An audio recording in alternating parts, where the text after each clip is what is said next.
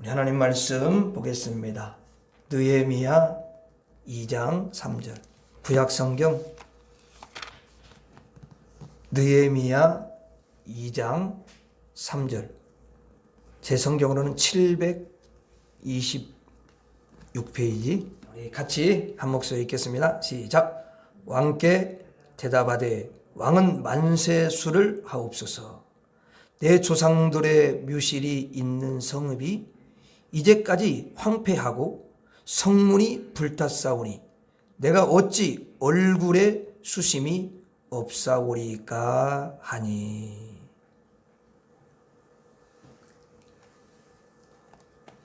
한번 따라서 하겠습니다. 하나님을 감동시키는 근심. 다시 한번. 하나님을 감동시키는 근심. 예. 자, 여러분, 우리가 이제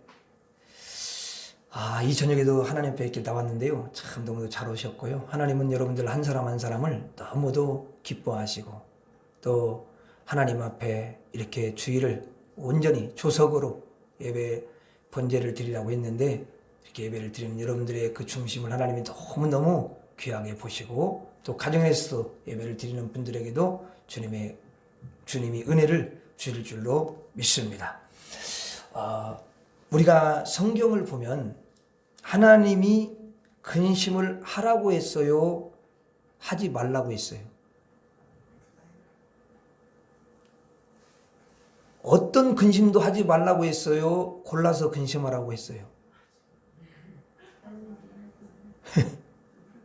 골라서 근심하라고. 근데 성도들을 보면은 골라서 근심을 하시는 분들도 있더라고요.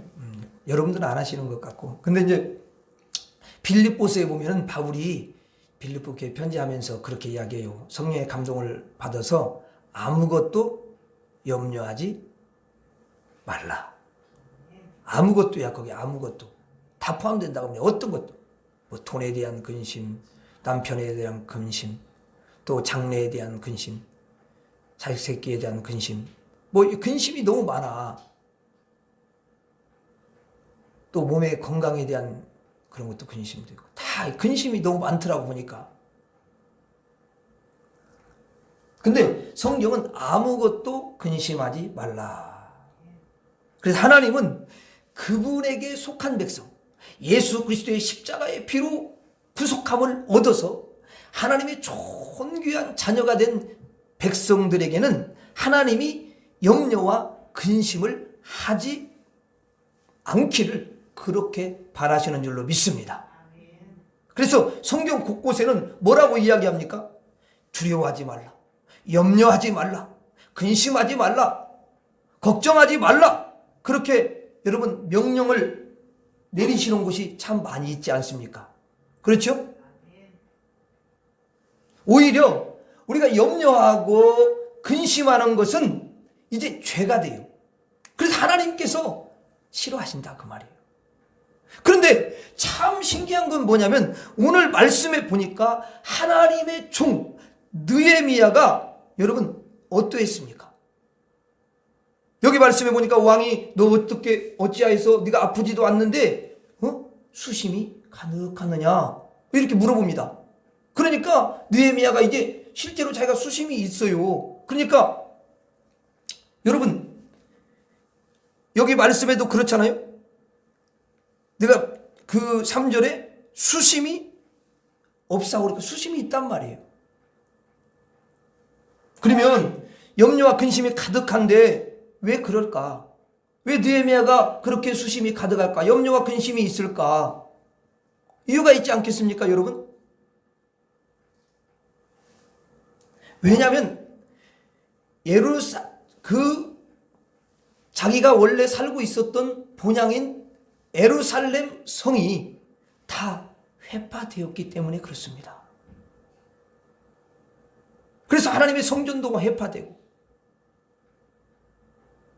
하나님이 함께 하셨던 그 성이 다 회파되고 그래서 거기 있는 백성들이 고통 가운데 있고 그렇기 때문에 그는 수심이 있었습니다. 자기는 이방 나라에 여러분 왕궁에 있습니다. 근데 거기에서 왕궁에서 무슨 일을 하냐면 요직에 있는 거야. 왕의 술을 맡고 있어요. 술관원이야. 이건 굉장히 중요한 직책이 아닐 수 없어요. 왜냐하면 술에다가 독을 타봐. 그러면 왕 그냥 피살당한 죽는 거예요. 그러니까 절대 신임하는 사람을 왕이 딱 봤을 때 진짜 신임하는 사람 외에는 그 일을 시키지 않아. 음식이라든가 이런 술을 맡은 요직을 시키지 않아. 그러니까 굉장히 중요한 직책이고 왕에 굉장히 가까운 데서 일을 하는 사람입니다. 그러면 여러분 그 이방 나라에 지금 있지만 느헤미야가 그런 술관원이니까 왕으로부터 총애를 받고 사랑을 받고 그리고 자기의 삶이 안정적이고 뭐 근심 걱정할 필요가 없는 거예요.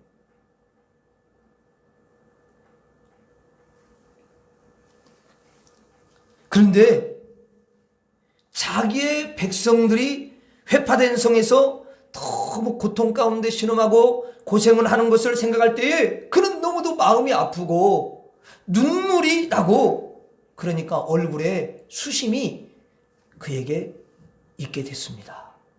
그걸 몰랐을 때는 괜찮은데 알고 난 이후에는 수심이 자리를 잡았던 거예요. 이러한 느헤미야를 누가 다 보고 계셨냐면 누가 보고 계셨을까요? 그런 마음을 갖고 백성들 때문에 아파하고 그 예루살렘 성이 회파된 것 때문에 여러분 근심과 걱정으로 가득 찬 것을 수심이 가득 찬 걸 누가 보고 계셨을까요? 하나님이 보고 계셨습니다. 그 중심을. 아멘입니까? 여러분 우리 마음을 누가 알겠어요? 목사가 알겠어요? 무슨 뭐 부모가 알겠어요? 뭐 가까운 남편이 알겠습니까? 아이고 남편이 무슨 내 마음을 어떻게 알아줘요? 아내가 내 마음을 어떻게 알아줍니까? 근데 하나님이 여러분 느헤미야의 마음을 딱 여러분 보고 계시는 거예요. 그래서 느헤미야의 그 중심을 하나님께서 보시면서요 어떤 생각을 하시냐면 야 느헤미야의 눈물이 너무너무 예쁘고 너의 근심하고 염려하는 것이 너무너무 아름답구나. 내가 네 그 중심을 보니까 너무 내가 감동이 되는구나. 이렇게 생각하시는 거예요. 그러니까 하나님의 백성을 향해서 하는 염려는 하나님과 같은 마음이다. 아멘입니까? 여러분 그래서 하나님의 뜻대로 하는 기도라는 게 뭐예요? 하나님의 뜻대로 하는 기도라는 게 뭐야? 하나님의 마음을 먼저 알고 하나님의 마음을 알고 하나님의 마음과 같은 방향으로 기도하는 거. 이게 여러분 하나님이 기뻐하시는 하나님의 뜻대로 하는 기도라는 사실입니다. 그래서 하나님의 백성을 위한 근심은 하나님과 함께하는 근심이기 때문에 하나님이 정말 너무너무 기뻐하시고 하나님의 뜻대로 하는 기도는 하나님께서 응답을 주시고 기뻐하신다는 것입니다. 여러분들은 세상에 대해서는 두려워하지 않습니다. 여러분은 하나님의 일꾼들이니까 세상 일에 염려와 근심하지 않는 그런 놀라운 하늘의 능력을 가지고 있는 사람들인 줄로 믿습니다. 그러나 이제 함께 믿음 생활하면서 하나님을 섬기는 성도가 여러분 약할 때가 있습니다. 또 성도들이 여러분 쓰러졌을 때가 있고요. 성도들이 고통당할 때가 있고요. 성도들의 믿음이 회파될 때가 있습니다.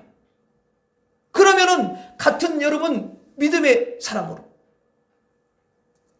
근심하고 염려하고 느헤미야와 같이 수심이 가득하게 되는 거죠. 저도 마찬가지입니다. 성도들이 아프고 성도의 고통 가운데 있고 물질 때문에 힘들어요. 여러분 목사가 또 내일같이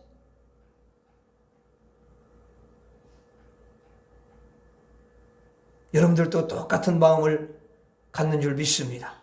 그때 하나님이 여러분들의 그 속을 보시고 여러분들의 얼굴을 다 보시면서 얼굴에는 수심이 있지만 하나님 보시면서 참으로 내가 너를 보니까 아름답도다. 어쩌면 그렇게 사랑이 깊으냐. 어찌 너의 그 마음이 나의 마음과 같고 하나인지 모르겠구나 하시면서 하나님께 기도할 때 하나님께서 놀랍게 응답해 주시는 줄로 믿습니다. 그런 마음을 가진 사람.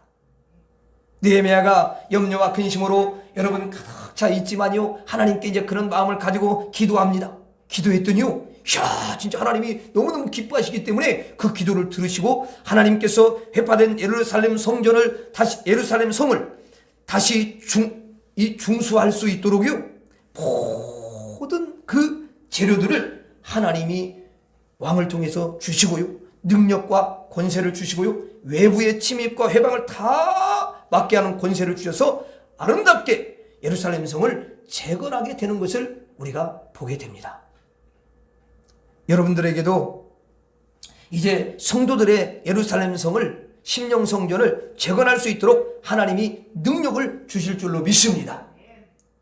이 밤에 여러분들이 정말 불쌍한 영혼들을 위해서 간절히 그렇게 기도하시고 염려와 근심이 하늘에 다 닿아서 하나님이 여러분들에게 큰 권세를 주시고 또 여러분의 가정과 여러분들이 기도했던 모든 영혼들에게 하나님께서 복을 주시기를 주의 이름으로 축원합니다. 기도하겠습니다.